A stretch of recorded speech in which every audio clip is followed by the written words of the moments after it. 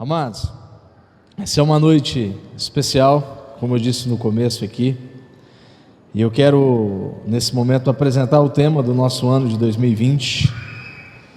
Quero, junto com a igreja, apresentar para vocês o ano da maturidade, amém? Danilo colocou aqui para nós o ano da maturidade, e falar um pouquinho, bem breve, do que é o ano da maturidade, porque eu escolhi esse tema para ser o tema do nosso ano de 2020. Queridos, eu não tenho dúvida de que o Senhor tem nos levado como igreja a um tempo de maturidade. Você que está talvez há mais tempo conosco na comunidade, você percebe que a comunidade ela já tem 21 anos e alguns meses, né? Nós estamos caminhando para 22 anos de fundação e talvez tenha até um pouco mais de tempo já. E na história da comunidade, querido, nessa história linda dela, Deus tem nos levado a um momento, a um tempo de maturidade. Tudo aquilo que tem acontecido desde o início, as transições pastorais que aconteceram, que estão acontecendo e que já aconteceram nesse último ano agora, ela tem nos levado como igreja a um tempo de maturidade.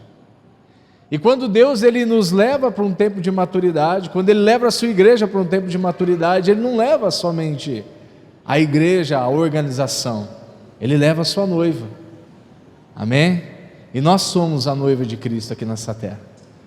Eu creio que esse ano de 2020 é um ano onde Ele vai nos levar a um tempo de maturidade. E pastor, o que é ser uma pessoa madura? Você já parou para pensar, ou talvez ainda não?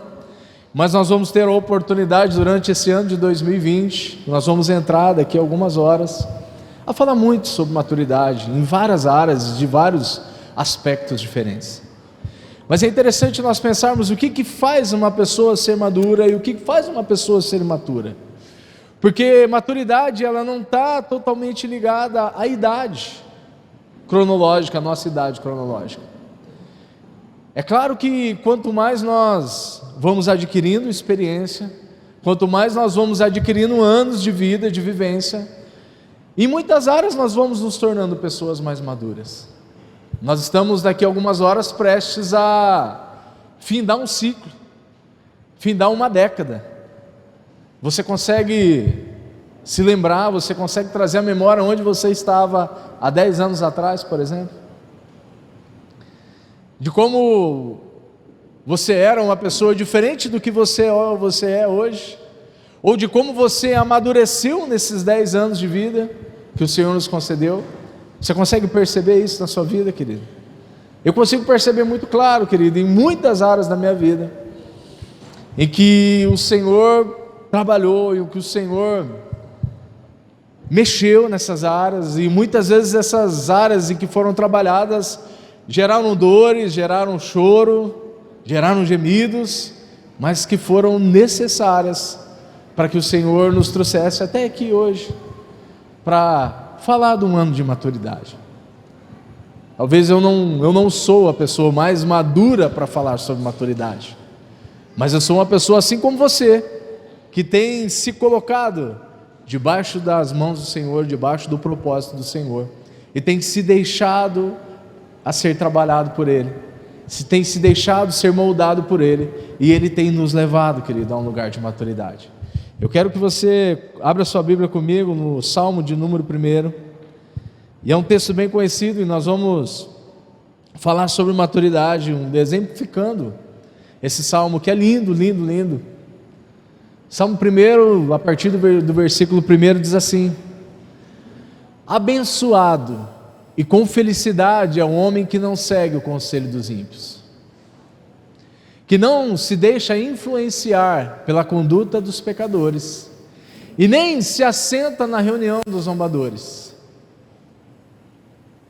Ao contrário, a sua plena satisfação, ela está na lei, ou ela está na vontade do Senhor, e na sua lei medita dia e noite. Ele é como árvore plantada à margem de águas correntes, e dá o fruto no tempo apropriado, e as suas folhas não murcham, e tudo que ele realiza prospera. Até aqui. Querido, o Salmo primeiro ele é fantástico, ele é tremendo.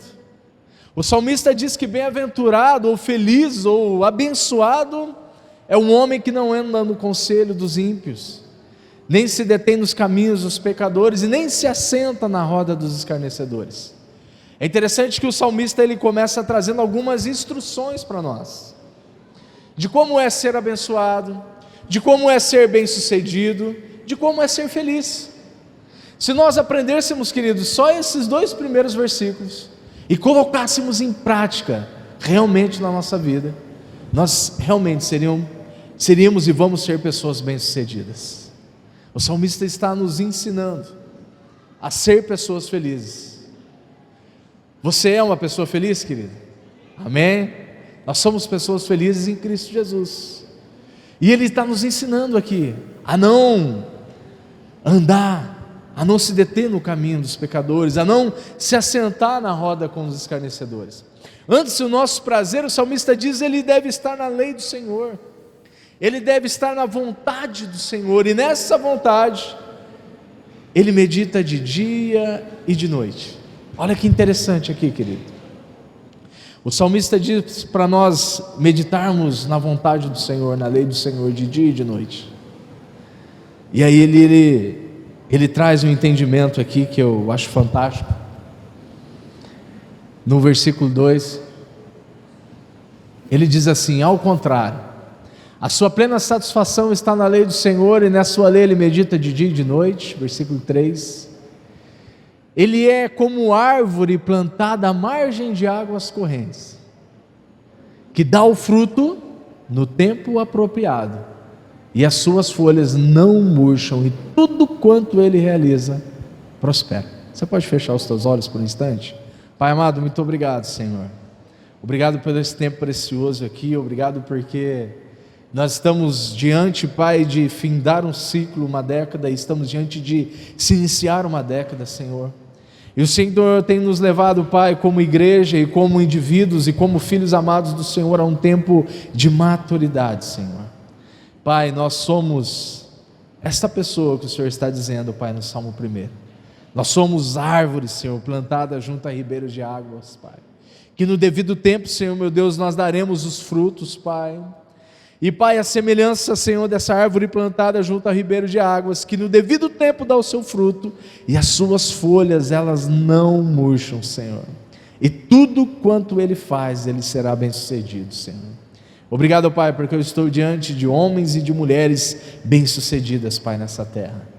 Eu estou diante de homens e de mulheres, Pai, que iniciarão, Senhor, uma década, Pai, de conquistas, uma década de avanço, uma década, Senhor, de intimidade contigo, Senhor, uma década de maturidade, Senhor, em todas as áreas, Pai. Esse é o desejo do meu coração, Pai, para a tua igreja, Senhor. E eu sei que esse é o desejo do coração do Senhor para nós. Fala conosco nessa noite, Espírito Santo de Deus. Sinta-se à vontade no nosso meio, em nome de Jesus. Queridos, o salmista diz que nós somos árvores plantadas junto a ribeiros de águas, que as nossas folhagens não murcham, e tudo quanto nós fizemos, nós prosperaremos. Querido, maturidade, ela não fala somente de idade, mas ela fala de processos. Não existe maturidade sem processo. Você já parou para pensar sobre isso? Olha para a sua vida, querido, olha para a sua vida e percebe o quanto de processos você passou nesses 10 anos, o quanto o Senhor nos colocou, e às vezes processos dolorosos, mas foram processos necessários, e nós alcançamos, nós chegamos a um tempo de maturidade em muitas áreas da nossa vida. Mas a maturidade, ela não fala somente de tempo de vivência, mas ela fala sobre processo. Mas não é somente os processos por si só, mas é o quanto nós nos deixamos ser trabalhados dentro desses processos. O segredo de uma pessoa madura em certa área é o quanto ela se deixou ser trabalhada dentro dos processos naquela área. Uma pessoa madura nos seus relacionamentos, certamente foi uma pessoa que talvez foi muito machucada nos seus relacionamentos. mas ela não usou dessas feridas para machucar outras pessoas. Ela usou essa ferida para ser curada, para ser sarada em Cristo Jesus, e para que hoje ela possa proporcionar, para que hoje ela possa ser uma pessoa que se relacione bem, que entenda o coração das outras pessoas. Essa é uma pessoa uma pessoa madura nos relacionamentos. Uma pessoa madura, querido, dentro do âmbito familiar, dentro da sua casa. Isso eu não estou falando de idade. Existem jovens hoje que são maduros, que são jovens que entenderam o que é submissão, que entenderam o que é honrar os seus pais e honrar suas mães. E em contrapartida nós encontramos pessoas talvez com idade já avançada e que ainda não amadureceram nessa área. O segredo é o quanto nós temos deixado ser trabalhado por Deus dentro desses processos. A maturidade, querido, uma área importantíssima na área espiritual. Você vê pessoas jovens, maduras espiritualmente, pessoas que entenderam e que se deixaram ser moldadas pelo Senhor dentro da área espiritual, pessoas que têm uma disciplina espiritual, querido. Isso é muito importante nós entendermos. Sabe por que nós não podemos sair de uma década e entrar numa década sem nós amadurecermos na área espiritual? O propósito do Senhor para nós é que nós sejamos pessoas maduras espiritualmente, amém? Você entende isso no seu coração? Pastor, mas como eu me torno uma pessoa madura espiritualmente? Queridos, práticas espirituais simples, que nós aprendemos no início da nossa conversão, e que muitas vezes nós deixamos isso de lado. Tempo de oração, tempo de leitura da Bíblia, práticas espirituais, querido, jejum, palavra e oração. Assim nós nos tornamos pessoas maduras. Dentro desses processos, queridos, de se tornar uma pessoa madura espiritualmente, nós precisamos de algumas renúncias. Você percebe isso na sua vida? Quando você quer ter um período a sós com Deus, você precisa ter um tempo de renúncia. A palavra de Deus, no Evangelho de Mateus, no capítulo 6, diz, para quando nós entrarmos no nosso quarto, nós fecharmos a nossa porta e nós temos a sós com o Senhor. Isso fala de maturidade espiritual. Quando nós separamos um tempo do nosso dia para lermos a Bíblia, para meditarmos na lei do Senhor, assim como o salmista está nos ensinando, isso é maturidade espiritual, querido. Sabe, nós não podemos passar anos e anos e décadas sem nos tornarmos pessoas maduras espiritualmente. Uma outra área, querido, importantíssima, a área financeira. Nós não podemos sair dessa década, querido, entrar num novo tempo, num novo ciclo de 10 anos, com os mesmos erros que nós cometemos nos últimos 10 anos. Nós precisamos amadurecer espiritualmente. Nós precisamos amadurecer financeiramente. Esse é o propósito de Deus para nós, de nós termos uma vida abundante em todas as áreas, querido. Em João 10:10 fica muito claro para nós que o inimigo ele vem para matar, roubar e destruir. Jesus disse que eu vim para que você tenha vida abundante, e essa vida abundante é em todas as áreas. O propósito de Deus para nós é de nos levar a um tempo de maturidade também financeiramente, amém? Você recebe isso no seu coração? Glória a Deus. Maturidade, ela não tem a ver com idade, mas sim como nós lidamos com os processos. E na maioria das vezes nós não sabemos lidar com os processos de Deus, porque os processos de Deus, ele requer tempo. E um dos maiores erros nossos é que às vezes nós não conseguimos esperar, ou nós não conseguimos vencer os processos, porque ele requer tempo. Uma pessoa madura, querida, ela passa pelos processos, e ela aprende a esperar no Senhor, ela aprende a confiar no Senhor, ela aprende a depositar a sua confiança no Senhor. Abre sua Bíblia comigo lá no Evangelho de Marcos, no capítulo 4, verso de número 26. Nós vamos ver uma parábola interessantíssima que Jesus fala sobre o processo, um dos processos do reino de Deus. Marcos capítulo 4, verso número 26. Diz assim: então contou-lhes que o reino de Deus é semelhante a um homem que lançou a semente à terra. Enquanto ele dorme e acorda, durante noites e dias, a semente ela germina e cresce. Embora ele desconheça como isso acontece, a terra por si mesma produz o fruto.